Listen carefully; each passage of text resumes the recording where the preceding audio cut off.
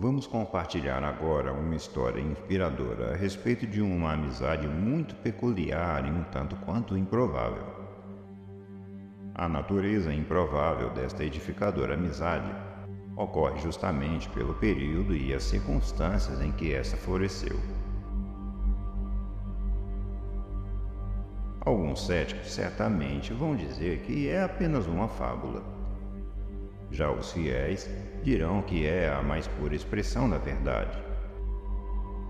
Mas o fato é que não há ceticismo ou credulidade que não percebam nessa história um brilho fascinante de alento e motivação. No período compreendido entre 1200 e 1000 a.C., ou antes da Era Comum, como preferem alguns denominar os tempos antigos, iniciou-se entre o povo hebreu um sistema de governo no qual os juízes estavam no comando da nação. Desde a época do Monte Horebe, onde as tábuas da lei foram trazidas por Moisés, o comando direto de Deus havia sido recusado, pois diziam os maiorais do povo temer que a voz do Criador fosse letal aos humanos. Desde tal período, instaurou-se um sistema de governo onde Deus passava diretamente ao líder suas orientações, devendo este as transmitir ao povo. Não tão difícil teria sido prever a quantidade de distorções e problemas que este sistema traria no decorrer das eras. Durante o comando de Moisés e Josué, as coisas andaram relativamente bem, mas nos períodos seguintes, problemas começaram a surgir. Acontece que nem sempre estes juízes andavam segundo a moral e os bons costumes. Houve Gideão, por exemplo, que levou Israel a uma vitória esmagadora contra os filisteus com apenas 300 homens de guerra. Fato este que ficou bem parecido com a epopeia de um certo rei espartano ocorrido uns 600 anos depois. Estes bons juízes levavam a nação segundo as normas e regras ditadas ao povo desde os tempos do Monte Horebe. Já houveram outros, como o famoso Sansão. Estes se utilizavam de sua posição para benefício próprio, negligenciando suas responsabilidades para com Deus e o povo. É bem como foi dito a respeito de um conhecido ex-presidente americano. Se você quer conhecer o verdadeiro caráter de um homem, dê a ele poder. E qualquer semelhança com fatos e acontecimentos da atualidade pode não ser uma mera coincidência. Quando os líderes agiam segundo os atos do tal juiz dos longos cabelos, Deus ficava sem um interlocutor. A nação entrava em desgoverno e, sem o comando de Deus, coisas muito ruins acabavam por acontecer. E em algum momento um tanto impreciso entre este período, algum desses juízes andou um pouco displicente quanto às suas obrigações junto a Deus e o povo. Nesta fatídica época, um grande período de fome se abateu sobre a terra dos filhos de Jacó. E é neste tempo que começa a nossa saga motivacional. Havia nesta época, na região de Belém, em Judá, um homem cujo nome era Elimeleque. Este homem tinha uma esposa por nome de Noemi. E o casal tinha 2 filhos, sendo o nome de um Malom e o nome do outro Quilion. Por causa do flagelo que viviam, decidiram migrar para as terras de Moabe, além das fronteiras de Israel. Depois de alguns anos vivendo em Moabe, a família percebeu que a fome não teria sido o pior flagelo pelo qual eles teriam passado. Nesta época, morreu Elimeleque. A viúva Noemi ficou amparada por seus 2 filhos, que se casaram com as moabitas Rute e Orfa. Mas, como nada nunca está tão ruim que ainda não possa piorar, ambos os irmãos também morreram, sem deixarem netos a Noemi, tornando então aquele antigo lar feliz em uma casa de viúvas e sem órfãos. Naqueles dias, o casamento era a única garantia de futuro para uma mulher e, caso ficasse viúva, tal futuro passava a ser responsabilidade dos filhos ou netos. Isto deixou então a viúva em maus lençóis. Noemi ficou então sabendo que em Israel as lavouras voltaram a produzir de bem a melhor. Dada a sua atual situação, retornar a Belém era certamente a decisão menos incoerente a ser tomada. Havia, porém, duas questões sob a tutela de Noemi: Ruth e Orfa. A princípio, tanto uma quanto a outra decidiram-se por ir a Belém com a sogra, pois, teoricamente, cabia a Noemi a responsabilidade pelo futuro de ambas. Era também costume na época que o irmão mais velho de um falecido tomasse em casamento a viúva do irmão. Noemi não tinha bens ou tutela em Belém, e tampouco filhos ou netos para dar às suas noras em casamento.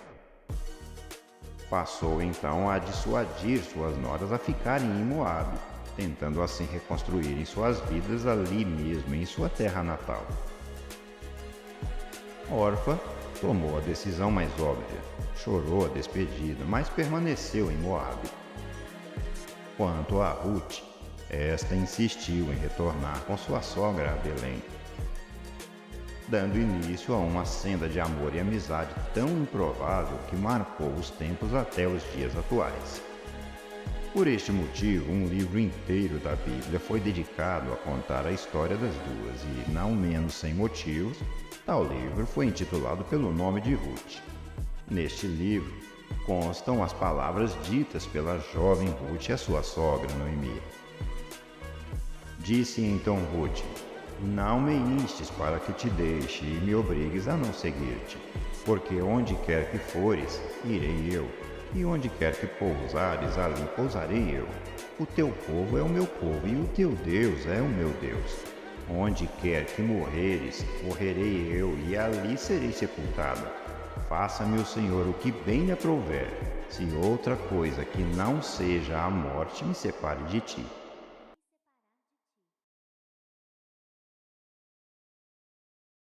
No ventre da história de Ruth e Noemi foi gerado um profundo laço de amor e amizade que transcendeu as adversidades da vida.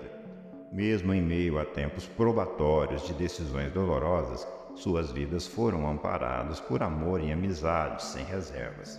A viagem de volta a Belém não seria uma jornada simples. Duas mulheres solitárias caminhando por estradas repletas de perigos, levando consigo a fome e a pobreza, juntamente com as dúvidas de um futuro incerto, não se parecia com uma decisão muito inteligente para uma jovem tomar. Mas Ruth tomou a decisão mais improvável: seguir junto à sua sogra, enfrentando cada obstáculo como verdadeiras irmãs de alma. O vínculo entre Ruth e Noemi já havia se estabelecido em Moabe, onde ambas enfrentaram tristezas inimagináveis. As mortes de Elimeleque, Malom e Quilion, bem como a separação de Orfa, unidas à dor de não terem consigo descendentes de seus maridos, foram golpes cruéis ao coração daquelas mulheres. A força de sua amizade, porém, fez com que enfrentassem tanta tristeza unidas, amparando uma a outra a cada lágrima derramada. A lealdade de Ruth a Noemi não se continha a meras palavras, mas se abrigava em atitudes sem as quais talvez a idosa Noemi não tivesse resistido ao retorno à sua terra natal. Em momentos de tamanhas incertezas, Ruth poderia ter escolhido o caminho menos doloroso, como Orfa o fez, mas a força de seu amor por Noemi a fez permanecer ao lado de sua sogra, não importando as cruéis circunstâncias. Ao longo da história, o amor e lealdade entre Ruth e Noemi passou a ser um paralelo entre o amor de Deus para com os homens. Assim como Ruth decidiu permanecer ao lado de Noemi, mesmo em circunstâncias tão cruéis e incertas, Deus escolhe ainda hoje permanecer ao lado dos seres humanos, apesar de nossas falhas e imperfeições. Seu amor é incondicional e Ele está disposto a nos tomar em seus braços, nos tornando parte de sua família. A senda de Ruth e Noemi é hoje um lembrete de que a vida não é apenas sobre paz e alegrias, mas sim sobre superar os obstáculos e permanecer unidos às pessoas a quem amamos. É sobre compartilhar o fardo uns dos outros, oferecendo apoio e amor nos momentos de maior necessidade. É sobre escolher seguir a jornada e trilhar o caminho, independentemente de circunstâncias ou gratificações. É também sobre ter a certeza de que, mesmo quando tais circunstâncias parecem ser improváveis, sempre se levanta alguém tão improvável quanto as circunstâncias, disposto a partilhar junto a jornada. No final, a história de Ruth e Noemi nos ensina quão valoroso e gratificante é cultivar os verdadeiros laços de amizade, aqueles que não quantificam valores ou vantagens, mas sim companheirismo e apoio mútuo. Estes são a cada dia mais escassos, mas, como mencionado, só florescem se forem cultivados. E quanto a você? Quanto valor percebe e quais lições consegue observar neste relato de amizade entre Ruth e Noemi? Deixe sua opinião aqui nos comentários. Compartilhe esse vídeo com alguém que valoriza laços verdadeiros de companheirismo e amizade.